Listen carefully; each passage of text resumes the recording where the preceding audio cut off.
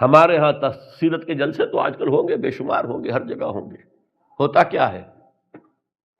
آپ کی عظمت بیان ہو رہی ہے، آپ کی کالی کملی کا تذکرہ ہو رہا ہے، آپ کی سرمئی آنکھوں کا حسن بیان کیا جا رہا ہے، آپ کی زلفوں کی یہ ہے، یہ تو نہیں ہے، اس میں کوئی شک نہیں۔ تمام انبیاء اور رسول کو جو کمالات عطا ہوئے، محمد کو وہ سب عطا ہوئے صلی اللہ علیہ وسلم۔ حسن یوسف دم عیسیٰ ید بیضا داری، آنچ خوبہ ہمد آرنگ تو تنہا داری۔ لیکن حضور فرماتے ہیں تمام نبیوں اور رسولوں نے جو تکالیف برداشت کی، میں نے وہ سب کی سب برداشت کی۔ یہ کوئی بیان کرتا ہے؟ کیسے بیان کرے؟ اس سے تو کچھ سبق ملتا ہے کہ کچھ تو تم بھی کرو بھائی۔ یہ کہاں عاشق رسول بنے پھر رہے ہو؟ کہاں عید میلاد النبی بنا رہے ہو؟ زمین و آسمان کے کلابے اللہ سے بھی اوپر کر رہے ہو راتوں کے اندر۔ یہ نہیں ہے محمد سے نسبت اور تعلق کا معاملہ۔ اب آپ دیکھیے، جو اب واقعاتی انداز میں تو جانے کا وقت ہے نہیں نا، لیکن ایک بات آپ کو بتا دوں، دشمنوں نے اقرار کیا ہے کہ تاریخ انسانی کا عظیم ترین انقلاب محمد نے برپا کیا صلی اللہ علیہ وسلم۔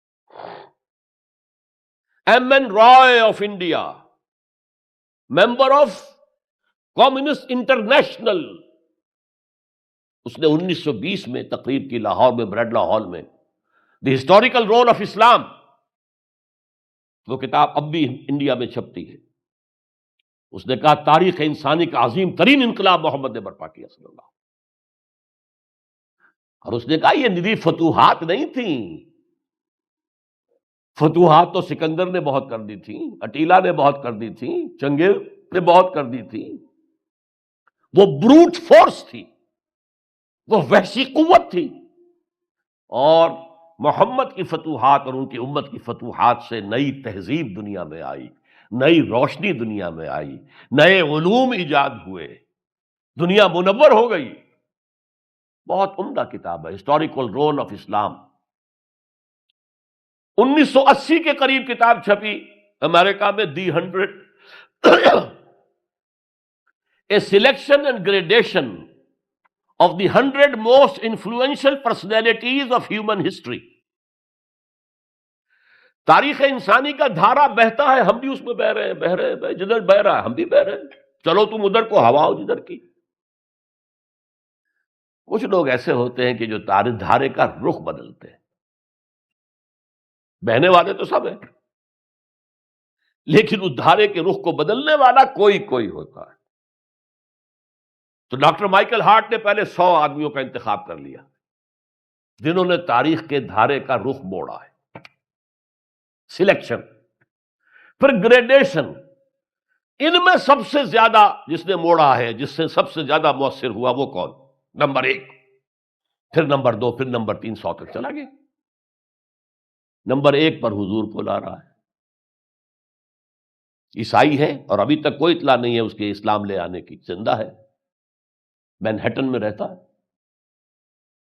اس نے پھر اس کی وجہ بیان کی کہ naturally I O an explanation. Jesus کو جسے خدا مانتے ہیں اسے نمبر 3 پہ لے گیا، حضور کو نمبر 1 پر، اور جواب کیا دیتا ہے؟ ایکسپلینیشن کیا ہے؟ This is because he is the only person supremely successful in both the religious and secular fields۔ جتنے بڑے لوگ دنیا میں ہیں وہ یا ادھر اونچے ہیں تو ادھر کچھ نہیں، ادھر اونچے ہیں تو ادھر کچھ نہیں۔ بڑے حکمران، بڑے فاتح، اخلاقی اور دینی اور روحانی اعتبار سے 0 بلکہ مائنس۔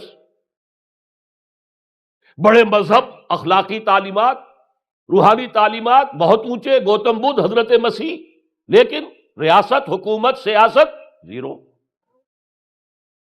ایک ہی شخص ہے، ایک شخص ہے، کتنی بڑی سچائی اس کے قلم سے نکلی ہے۔ دی only person supremely successful in both the religious and the secular fields۔ بہرحال یہ سمجھیے کہ تکمیل رسالت کا یہ مرحلہ ہے، یہ مظہر ہے۔ اگر حضور نے اس کو قائم کر کے نہ دکھایا ہوتا تو کہا جا سکتا تھا کہ ٹھیک ہے جی، نظام تو بڑا اچھا ہی ہے، لیکن یہ انہونی بات ہے، بھلا کوئی بات ہے؟ سید القوم خادمہم، قوم کا سردار خادم ہوتا ہے؟ شاعری ہے یہ، اچھا شعر کہہ دیا ہے، لیکن محمد نے وہ نظام قائم کیا جہاں ابو بکر اور عمر خادم تھے، چٹائیوں پر بیٹھتے تھے، پیون لگے ہوئے کپڑے پہنتے تھے،